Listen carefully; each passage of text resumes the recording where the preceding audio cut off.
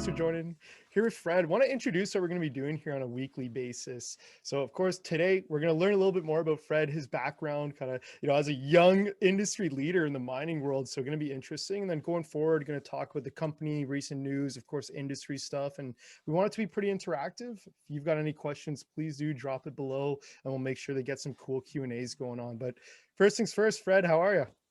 Very good, thank you. Good, good. Well, here usually I like to kick it off. Kind of where you went to school, first couple opportunities, if we want to call that. And of course, I mean, incredible to talk to someone so young in the mining space, and really talk about maybe some of those challenges in the early days, and maybe why you chose mining. So a lot of things to go through. Yeah, well, I mean, I'd always say I'm not sure I chose mining. Mining chose me, but we'll come on to that. So calling in from London in the UK today, but I've grown up a bit all over the world. So in the UK till I was 5, Hong Kong for 3.5 years, the Philippines for 4 years, and then back to school in England, and then I went to university in Edinburgh in Scotland. So along with working a little bit in Australia afterwards, it's been a more varied international career, and that's I think it's widened my perspective, and particularly now as a small company, we've got assets in 5 different countries. So it actually, in some ways, it probably helps. If I'd never left the southeast of England, might not be my comfort zone. But so I went to university here, and I studied history. So in the US, it's sort of traditional. People, I think, do economics, they do politics, they do careers they might go into. In the UK, I think traditionally, I always remember my father saying to me, if you want to study economics, you can do it in your spare time. You have to study Latin or Greek or English or history, and which seems ridiculous now, but that was sort of I think it still is my dad's view. So I ended up doing history, no intention to actually be a historian, but it's actually, in retrospect, it's really useful because it's an analytical subject. You're looking at documents, you're looking at sources, and you're working out which are accurate and which aren't. And you do that every day in your job, and probably most people's job. You're reading articles, and you're having to discriminate between the ones you think are accurate and the ones you think are, your friend wrote it after a few too many drinks to hit a deadline on a Thursday night. So after studying history, I had done some work experiences at mining companies in London, junior mining companies, exploration companies, just for general business experience. So no intention going into mining. And I graduated in 2009. So that fantastic year for anyone else who did.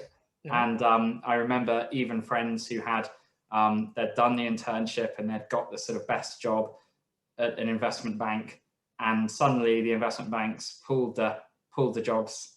No one was hiring anyone. And I thought, okay, I got a work experience at what is now part of Investec with the real estate analysts. But while I was there, I ended up getting a call from this company, exploration company in Australia, and it was people I'd known, and they said, look, do you want to come out here, 2 weeks notice, move to Melbourne, other side of the world, and work for this uranium exploration company? And I sort of thought, well, it doesn't sound like my sort of life plan. And I had my mother saying, don't be crazy, mining sounds dreadful, do a nice job in London, that kind of thing. And I ended up taking it, and I moved out to Australia, and that was really, it was some really good years for me, thrown in at the deep end, sink or swim, but working with some really good people in the industry. And that was 2010, and one of my colleagues now in Elemental, he was actually, I met him in Australia and worked really closely with him then, and he's a generation older, in his 50s, and worked his whole life in the mining industry. So it was, I think, experiences like that suddenly go from being an accidental 1-2 years in the mining industry to waking up 13 years later and you're still there. Well, also that, I mean, like, you phrase it so well, and if even the history part where, analyzing documents, which, people talk about in mining all the time and in jobs, so extremely interesting. And then slow down kind of economically, but mining doing okay through the downturn, and you're like, well, I'll see you in Australia, mom. And then you go off. So that's pretty awesome, pretty cool. And then so you're there at Uranium Explorer, and then walk me through kind of what happens next. So I basically, in my spare time, between starting Elemental and still working at this uranium company, there was an basically insolvent Shell in the UK. And again, I knew one or two of the people, and because it had no assets and no money and only debts, there wasn't much to sell it to anyone. And I was probably the only person aged 24 or 25 who was naive and stupid enough to volunteer to sort of take it on. So I was working in Melbourne in, a time zone 11 hours ahead, and then I was getting home at night, and I was a director running this tiny, basically shell company with no money and no assets, and trying to sort out its problems. And when I came back from Australia, I'd actually sort of cleaned up most of the problems in this company, raised a small amount of money. I mean, you're talking £50,000 to sort of do some of the work. I hadn't been paid anything. I don't think I even had a single share in the company at that point. So I was almost a charitable case looking back on it now. But when I came back to the UK, I came back with the intention of putting some projects into it, exploration projects, and taking it to list in London. And we actually did. And we got some really good assets from one of the biggest gold mining companies. We had another, what is now a couple of $1 billion miner, who were going to come in as a cornerstone shareholder immediately after listing. And we took it to list in London in 2014. And throughout that, this was after Australia. So throughout that sort of 2.5 years, I was the only employee. I did all the work myself. I mean, it was on an absolute How did you land a cornerstone shareholder, hypothetically speaking, right? You're kind of cleaning up this shell company. What made them choose you, if you don't mind me asking? So basically, they had some projects nearby, and for them, big mining company, they're always looking for the next opportunity, the next big thing. And so for them, I could pitch, look, you can come in, you can take some equity in us, and basically we can leverage off all of your experience, your team, your network, your infrastructure. And for you guys, if we make a big discovery, you have the prime position as a cornerstone shareholder, and you know the area, you already like it because you've got some projects there. And if you put them into us, you'll still be in the prime position, but actually it will get advanced faster and better with us. But the way I had to pitch it, because this company had no money, the shell I came back to, was I sort of said, right, what I'll do is I'll pay for my own flight, and it was a Canadian listed company. I'll pay for my own flight from London to Canada. And if they agree to it, the company reimburses me for my flight. And if they don't, I take the loss. So we did, and they agreed to do it. And I went out there, and we were then taking this sort of to list. And it was actually, it was a really good project. It still is. But in that time, the markets in mining collapsed, and basically the two companies that were nearby both down 90%. And really funny story, one of them, it went down 90%. The chairman resigned. It had a $1.4 million market cap with $1 million cash in the bank, and it just got sold in the last 6 months for maybe 300 or 400 million. and that summarizes, encapsulates so neatly the mining industry. You have things that are worth 2 million and no one wants to touch them, and 2 years later people can't get enough of it and it's worth 200 million, and they're all going, oh, it was obvious. Well, it wasn't obvious if you were there at the time. And that's I think why people love mining, and it's probably why some people hate mining. And it's you can make those fortunes overnight. And but what it was for me was my age profile. I put all this work together. We took it to list, and I saw the market, and I said, we're going to get diluted 95% just to get this thing listed, because the market was down so much. And so in the end, I said, I've sunk 2.5 years of my life into this. I can't really invest in it myself. I haven't been getting any good experience. So I merged it with a private company. It did subsequently list in London. So I think I've still got some shares in it somewhere in my back pocket. But it was, for me, it was a really good lesson, because I fell into mining by accident, and I didn't really think about the risk profile and exploration, the risk profile and anything. But when I did, and when I went through this experience, and it forced me to really think about the pros and the cons, and particularly for someone younger, the obvious answer I came out with, and it was really clear, was the royalty space. And the royalty space within mining, that was a $5 billion space 15 years ago. It's now a $50 to $60 billion space. And it's been growing much faster than the industry. And most of the CEOs in the royalty arena are probably 40 or thereabouts, or quite a few of them are. So it's a younger demographic, again, because it's a newer sector. Yeah. And it was, I think it ticked a lot of boxes, and just the business model is a far superior business model. So I think it took one battle scar, and that was this exploration company, to get me to reassess and think critically before I just dive in headfirst. And someone always said, don't just work hard, work intelligently too. And I think that's sort of the royalty model. That's sort of, I think, what we've done. Yeah, well, awesome. And we'll get into kind of the start here in a second. But very interesting, how many other 20-year-olds do you know that say, hey, let me pick up this shell with a ton of debt and just, get some work experience, my first public market experience. And then, here you go, turning it into something. And then eventually, obviously founding Elemental. So now I'd love to kind of, what made you look at the royalty space? You mentioned business model, and then also what made you say, hey, I did this. Why did you want to start another one, I guess? I mean, I can assume, but I'd love to hear it from you, and then we'll go through that.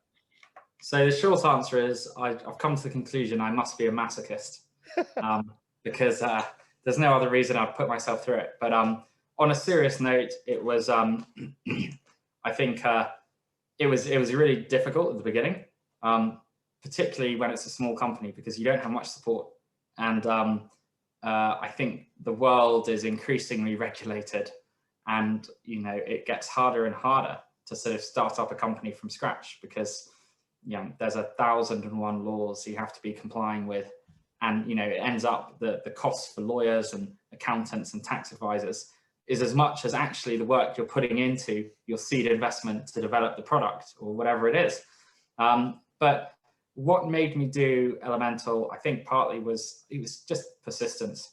And I thought, look, I've put so much work into getting this experience, and actually I have this experience at an age that not many other people my sort of in my peer group would have. And I really believed as well, and I did do a lot of work beforehand, but I really believed there was an opportunity in the royalty space. And if I hadn't been so convinced on that, I wouldn't have set up Elemental. But because I looked at it and I could see there were going to be opportunities coming out of this, I thought it's a great platform to build from. And the ideas, to some extent, the idea is the easy part. The execution is the hard part. And it's amazing how many times I look back over the last couple of years, and I think there were chance meetings, chance events that led to something. And to some extent, you make your own fortune.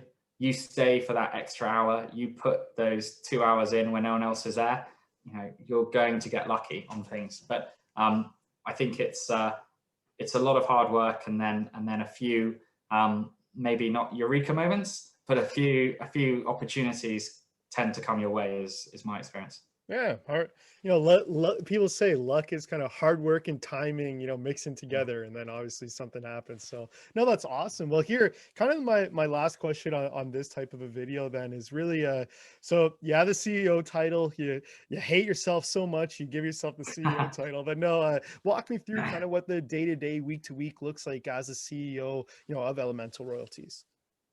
So we listed about a year ago now, and that's a big change, because being private, we spent a lot of my time on business development, and probably quite a lot of time networking, and really, I think, putting the company together. And in the last year, we listed during COVID. So I'm sitting in the same room that we took most of our institutional marketing meetings in, and probably the same view behind me. And we started off at sort of 6 a.m. with Australia, Singapore, Hong Kong. And then in the morning, we had Europe, the UK. And then in the early afternoon, we had the East Coast of the US and Canada. And in the evening, we had the West Coast. And the brokers thought this was brilliant because they could pack in 10 or 11 meetings a day. For us, it was absolutely terrible because they gave us initially a 5-minute gap between meetings. So we were having to present for 45 hours non-stop, just solidly. And we had to call them and say, look, give us 6 hours, just half day off, because I'm drinking honey water and lemon juice, so to keep my voice going. But that's one of the big changes is I think doing a lot more marketing, because Yeah. we've only been listed a year. We haven't met any of our institutional investors. The board have never sat in the same room. We did the biggest deal in the history of the company with with a major mining company, a $12 billion mining company, and they put someone on the board, and he's never met any of us, and we've never met him. So that has been unusual. It's could only have happened in 2020, 2021. But I think as well, one of the things I am doing sort of day to day a lot more now is there's more people in the business, CFO, accountants, lawyers, people internally on our side, on the BD side, on the regulatory side, directors. We've got there's a whole bigger team involved, and so actually I spend an awful lot more time now, and I joke I'm sort of just a talking head at this stage. I spend a lot of my time talking to people internally, or talking to investors, or marketing to people, and that's one of the biggest changes for a listed company. There's various things you have to do, and requirements to maintain financials and audits, but increasingly that sort of takes care of itself. Or sorry, I'm not giving credit here. My excellent team help take care of that. But from my perspective, it's a lot more getting out, telling the story, meeting people, and that crosses business development as well as marketing and management. Yeah, So kind of running two different businesses, I like to say. You're the public business and then obviously the business. So, yeah. obviously appreciate you doing these types of videos. And I want to, also say, as we make it to the end here, anyone who's made it, let us know if you've got questions, things you want to see in upcoming videos. Would love to kind of get it in here. And Fred, thanks so much for joining. This was an awesome first video. No, much appreciated, Jason.